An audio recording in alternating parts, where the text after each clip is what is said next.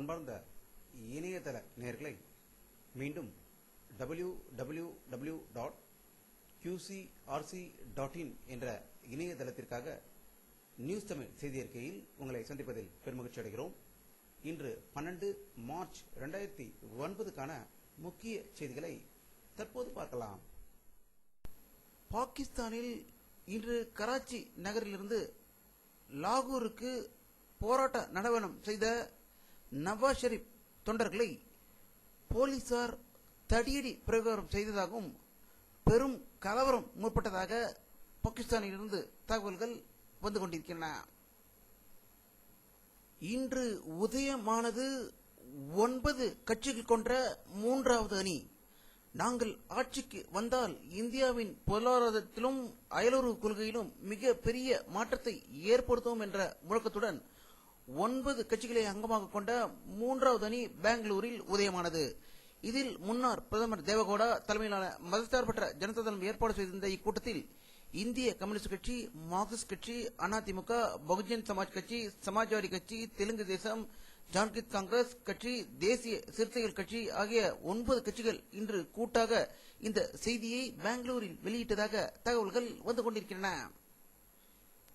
தலைமை தேர்தல் ஆணையர் திரு நவீன் சால்வா அவர்கள் முதலில் சென்னையில் வந்து தமிழகத்தின் மக்களவைத் தேர்தலின் நடவடிக்கை குறித்து பேசுவதற்காக 5 நட்சத்திர ஓட்டலான கன்னிமரா ஓட்டலில் நிருபர்களுக்கு பேட்டியளித்தார். தமிழகத்தில் பதட்டமான பகுதிகளை பற்றியும் கூடுதல் பாதுகாப்பு அளிப்பது குறித்தும் ஆலோசனை நடத்தப்பட்டது. இதை குறித்து அரசியல் வல்லுநரும் கருத்து கேட்டபோது, அரசியல்வாதிகளின் பணம் எப்படி செலவு செய்கிறார்கள், அவர்களை எப்படி கட்டுப்படுத்துவது என்று பேச வேண்டிய தேர்தல் ஆணையரோ மக்கள் வரி பணத்தில் 5 நட்சத்திர ஓட்டலில் இருந்து பேசுவது கடும் அதிருப்தி அளித்திருப்பதாக தெரிவித்திருக்கிறார்கள்.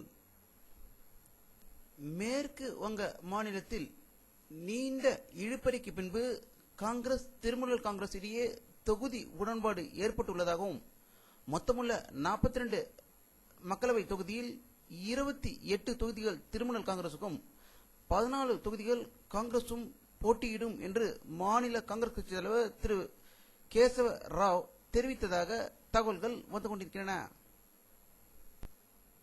இலங்கையில் தமிழர்கள் சம உரிமையோடு வாழ பேச்சுவார்த்தை மூலம் தீர்வு காண இந்தியா வலியுறுத்த வேண்டும் என்று தெரிவித்த பாரதிய ஜனதா கட்சி தேசிய செயலாளர் திருநாவுக்கரசர் அவர்கள் இப்பிரச்சனையில் தலையிட இந்தியாவுக்கு உரிமை உள்ளது என்றும் தான் நாடாளுமன்ற தேர்தலில் ராமநாதபுர தொகுதியில் நிற்க இருப்பதாகவும் பாரதிய ஜனதா கட்சி ஆட்சிக்கு வந்தவுடன் இலங்கை பிரச்சனைக்கு உடனடியாக தீர்வு காணப்படும் என்று கூறியதாக சென்னையில் இருந்து செய்திகள் வந்து கொண்டிருக்கின்றன. கோஷ்டி பூசலின் உச்சகட்டம் என்றால் காங்கிரஸை சொல்லலாம்.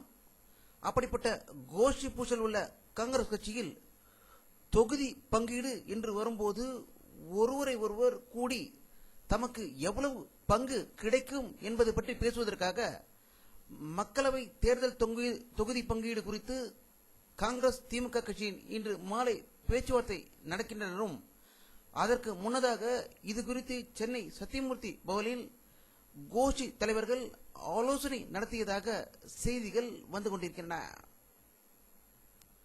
தமிழன், தமிழ் பண்பாடு என்று சொல்லி தன்னுடைய வாழ்க்கையை வளப்படுத்திக் கொண்ட கருணாநிதி தன்னுடைய அறிக்கையின் மூலம் தான் ஒரு தமிழின துரோகி என்பதை நிரூபித்து விட்டார் என்று அதிமுக பொதுச் செயலாளர் செல்வி ஜெயலலிதா அவர்கள் இன்று குற்றம் சாட்டி உள்ளதாக செய்திகள் வந்து கொண்டிருக்கின்றன. சென்னை உயர்நீதிமன்றத்தில் வக்கீல்களை தாக்கிய போலீஸ் அதிகாரிகளை பதவி நீக்கம் செய்யும் வரை போராட்டம் தொடரும் என்று வக்கீல்கள் போராடி வந்த நிலையில் இன்று சென்னை உயர்நீதிமன்றத்தை சுற்றி மனித சங்கிலி போராட்டம் நடத்தியதாக தகவல்கள் வந்து கொண்டிருக்கின்றன. சென்னை ஐகோர்ட் வக்கீல்கள் போலீசார் இடையே நடந்த மோதல் சம்பவம் தொடர்பாக போலீஸ் அதிகாரிகள் மீது சிபிஐ போலீசார் வழக்கு பதிவு செய்து உள்ளதாக சென்னையிலிருந்து தகவல்கள் வந்து கொண்டிருக்கின்றன.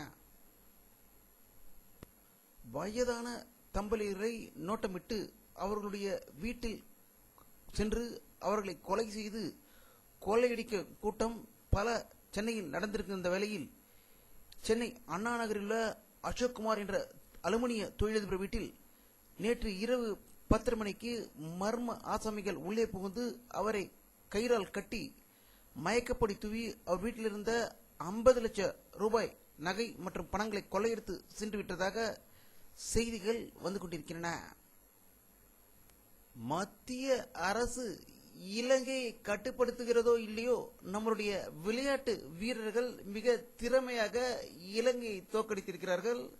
உலகக்கோப்பை மகளிர் கிரிக்கெட் போட்டியில் இலங்கை அணியை 35 ரன்கள் வித்தியாசத்தில் இந்தியா வெற்றி பெற்றதாகவும் இதன் மூலம் சூப்பர் 6 பி பிரிவில் தேர்ச்சி பெற்றுவிட்டதாக சிட்னியிலிருந்து தகவல்கள் வந்து கொண்டிருக்கின்றன.